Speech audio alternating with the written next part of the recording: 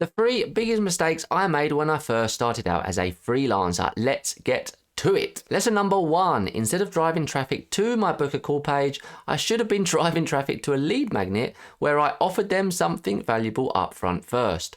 I should have then continued to add value to them, nurture them via email automation, before pitching them on my final irresistible offer. Lesson number 2. I was obsessed with perfecting every detail in my business, my website, my branding, the technology I used. But none of these brings the lifeblood of every business in, and that is money. I should have been focusing on growing my business, I should have been creating valuable content across social media, and I should have been reaching out to potential clients, building connections, and putting myself out there to make more money.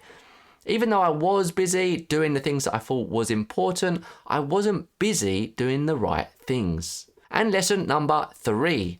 I delayed launching my freelancer business because I felt like I wasn't ready. Looking back, I wish I had just started sooner. The truth is, you are never going to feel 100% ready, and there is no such thing as the right time.